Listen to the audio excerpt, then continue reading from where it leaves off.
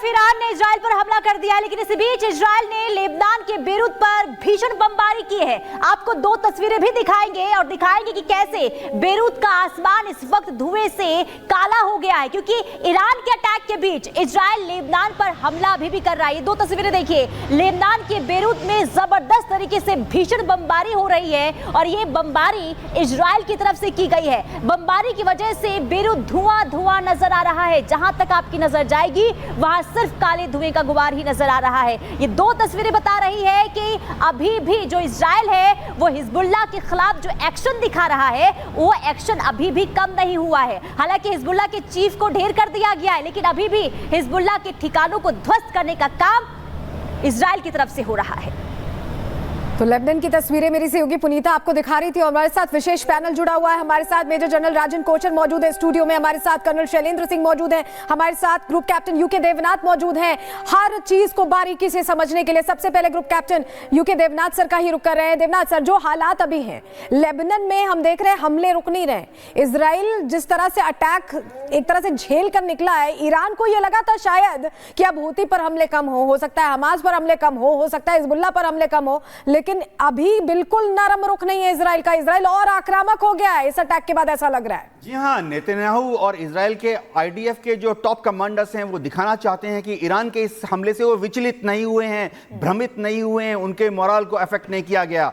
वरन उन्होंने तो ये भी दावा किया है कि अब हमास को 90% न्यूट्रलाइज करने के बाद वो और भी ज्यादा कंसंट्रेटेड फायर पावर के साथ लेबनान में घुसकर बेरूत के ऊपर ऐसा भयंकर हमला करेंगे कि हिजबुल्लाह को भी आने वाले कुछ दिनों में 70 से लेके 80% तक डिग्रेड कर दिया जाएगा। इसे हम लोग मिलिट्री पार्लेंस में बोलते हैं selection and maintenance of aim, यानी आप दुश्मन को चिन्हित कीजिए और दुश्मन पर लगातार तब तक हमला करते रहिए जब तक कि दुश्मन नेस्तनाबूद ना हो जाए, चाहे ईरान कितना भी डाइवर्ट करने की कोशिश करे।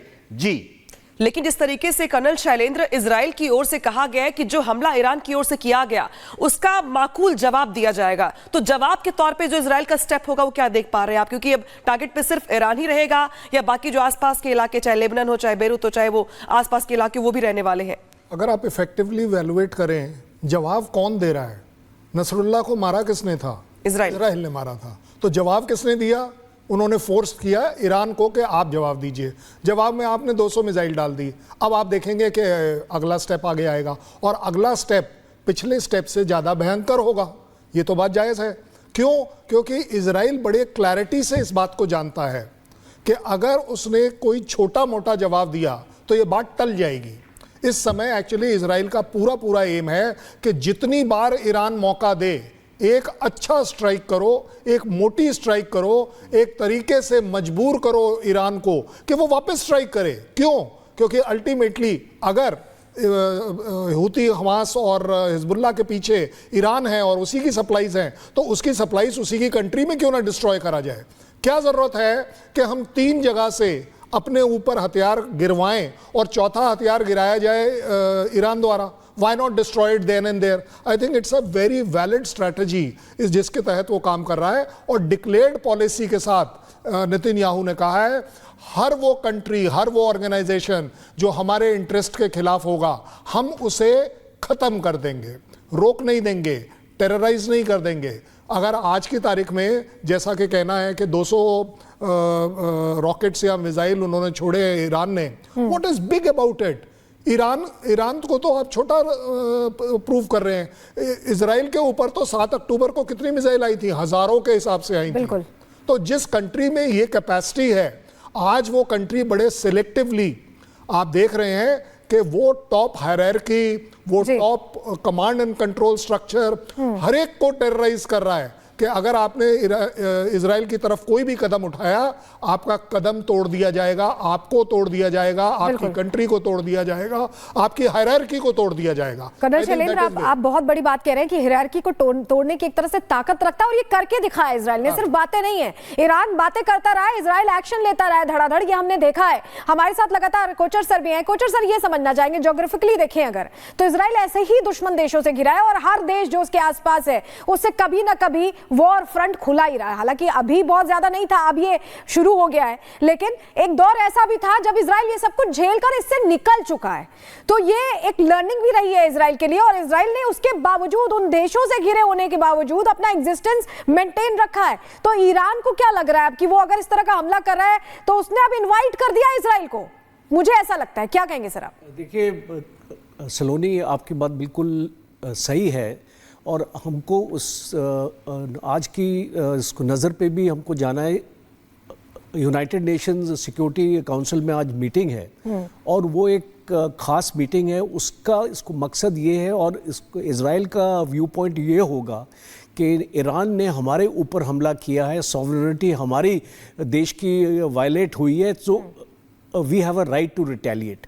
और इसको यूनाइटेड स्टेट्स का भी स्टैंड यही एक्चुअली होने वाला है, और ये एक लेजिटिमेसी मिलती है इजराइल को, वर्ल्ड ओपिनियन को भी अपने साथ रखते हुए, बिकॉज अभी तक वर्ल्ड ओपिनियन इजराइल के अगेंस्ट थी। बिल्कुल। और इस अटैक के बाद आप देखेंगे कि काफ़ी खेमे ऐसे होंगे वर्ल्ड के जो इजराइल का साथ देंगे, क्योंकि ईरान। सर, जो आप ये कह रहे हैं उसमें मैं एक चीज़ और जोड़ूंगी। ऑल आइज ऑन राफा बहुत ट्रेंड किया था उस समय जब हमास पर हमला हुआ था, और उसके बाद उस समय भी हमास पर हमला तभी हुआ था, रिटेलिएशन नहीं हुआ था, इजराइल ने शुरू नहीं किया था। जब हजारों रॉकेट, जिसका जिक्र कर शुरुआत करते हैं खबरों की। उत्तरी इजराइल में बजा रॉकेट हमले का सायरन। इजराइल ने यिरेन और मिटवा में हमले का अलर्ट किया।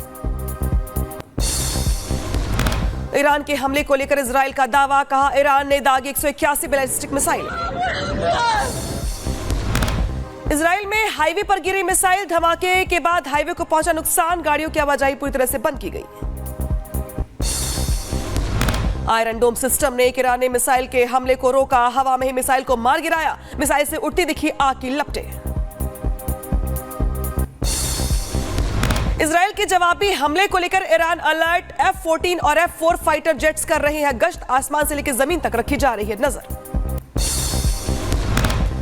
बेरूत पर इजरायली सेना लगातार कर रही है हमले। IDF के हमले में दक्षिणी इलाके में एक इमारत ढह गया। दुबई के यात्री विमान से हमले की तस्वीरें आई सामने। इजराइल पर मिसाइलों की बौछार हुई, विमान से ली गई तस्वीरें। ईरान के हमले पर डोनाल्ड ट्रंप ने कहा, मैं लंबे वक्त से वर्ल्ड वॉर 3 की कर रहा हूं बात। वैश्विक तबाही के करीब पहुंचे कई देश। पीएम मोदी ने असम में बायोगैस प्लांट का किया उद्घाटन। पीएम मोदी ने वर्चुअल माध्यम से किया उद्घाटन।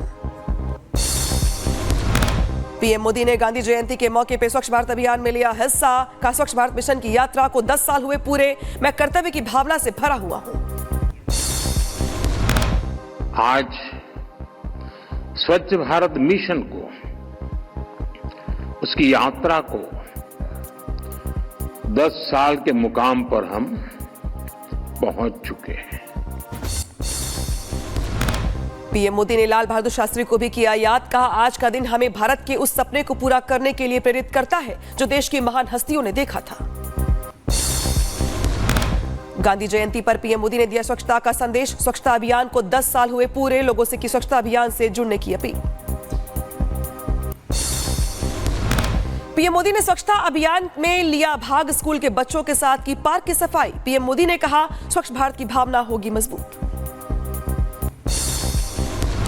उधर यूपी के मुख्यमंत्री योगी आदित्यनाथ ने भी स्वच्छता अभियान में लिया हिस्सा। सड़क पे झाड़ू से की सफाई। स्वतंत्र देव सिंह समेत कई मंत्री मौजूद रहे। जल्द मुख्यमंत्री आवास खाली करेंगे अरविंद केजरीवाल। सूत्रों के हवाले से बड़ी खबर, 1-2 दिनों में आवास छोड़ेंगे केजरीवाल। परिवार के साथ नई दिल्ली में विधानसभा के पास रहेंगे।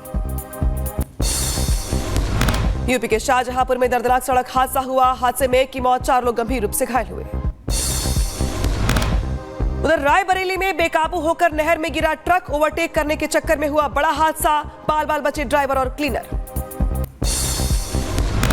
यूपी के बदायूं में दीवार गिरने